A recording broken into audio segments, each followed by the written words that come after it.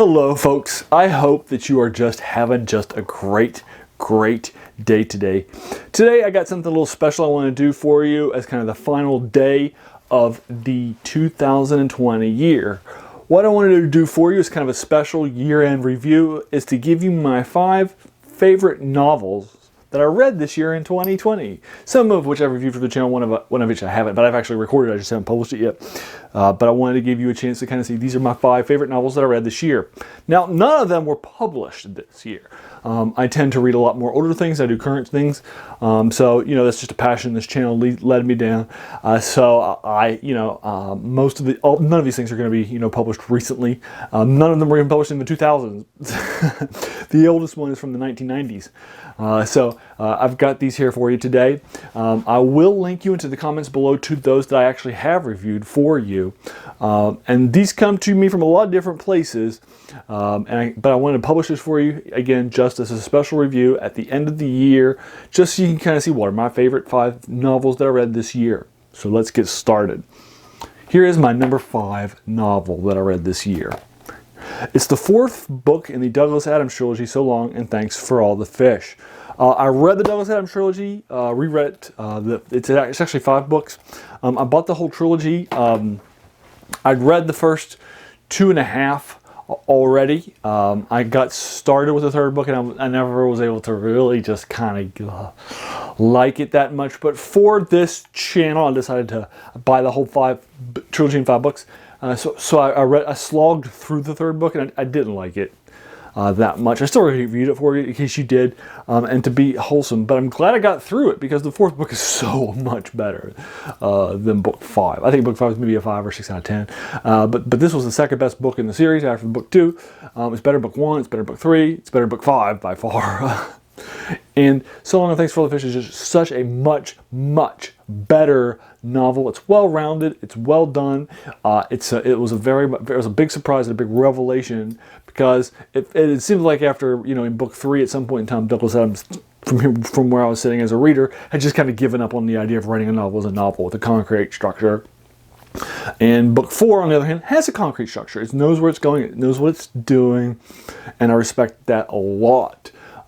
As a reader. So I really like book 4 in the Douglas Adams series, and which So Long and Thanks for All the Fish. So that's my 5th favorite book for you.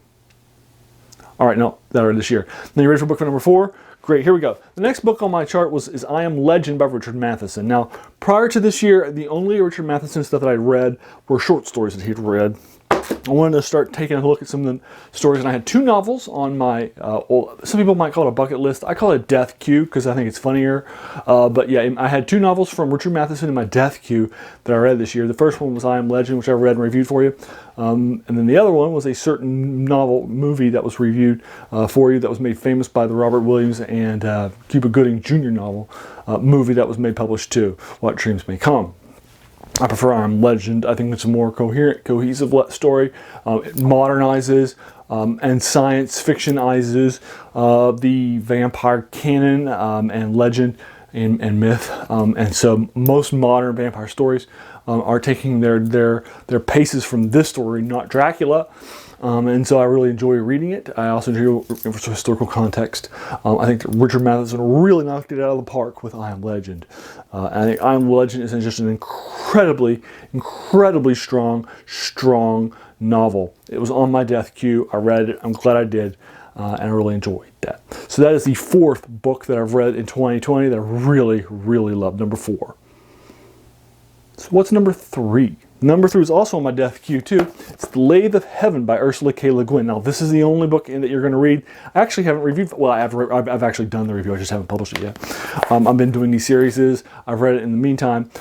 It's something that I encountered with my reviewing of an online by television miniseries that was done for A&E. I actually own it on DVD.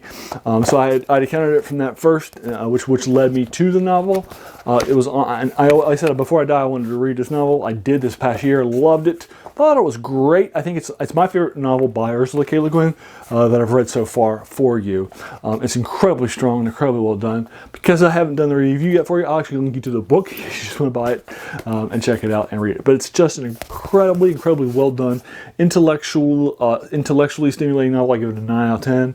It is an incredibly well done novel, and it's my third favorite novel that I read this year in 2020. The Lathe of Heaven by Ursula K. Le Guin. So now we're going to move on to my number 2. And my number 2, we're having a tie. Are you ready? Same novel, it's one of them sequel to the other one.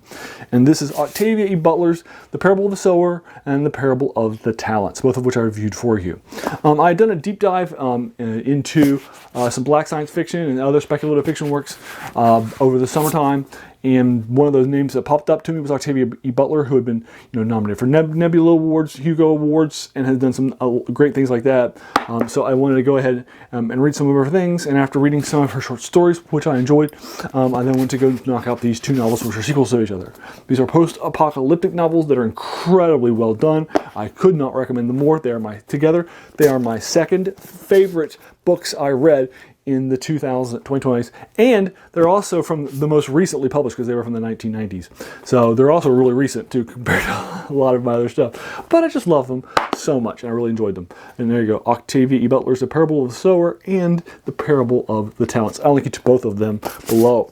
Those were not my favorite novel that I read this year in 2020. So what was?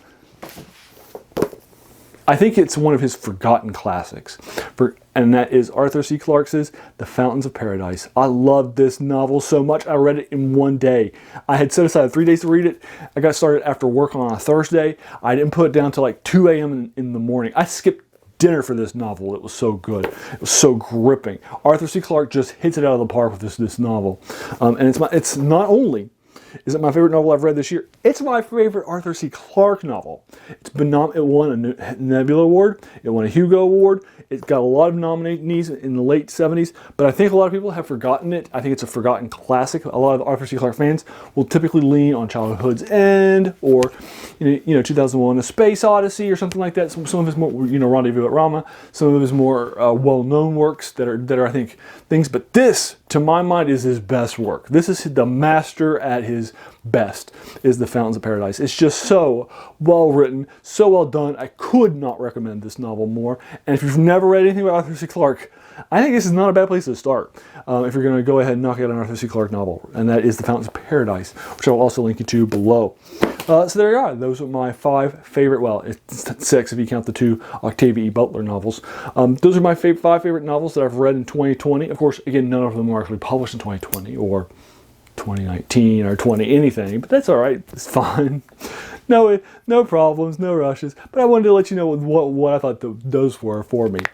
So let me know what you thought of those in the comments below. Have you read any of those novels? Did you also agree with me that they really just rocked your boat? I would be happy to engage with that further in the comments below. What were your 5 favorite novels that you read in 2020? And they don't have to be 2020 or 20 anything novels. That's fine. I would be happy to engage with them further in the comments below and kind of have a conversation about this. We've had a lot of time at home. I hope you spent yours reading as much as I have. And then finally, if you enjoyed this video, please feel encouraged to hit that subscribe button because there's going to be also a lot more of these to follow. And finally, hey, I just want to thank you for taking some time out of your day and investing in my video. We all have so many things going on in our lives. We're pulled in so many different directions. So the fact that you spent this time with me is incredibly humbling, and I appreciate it. So thanks again, and have a great day.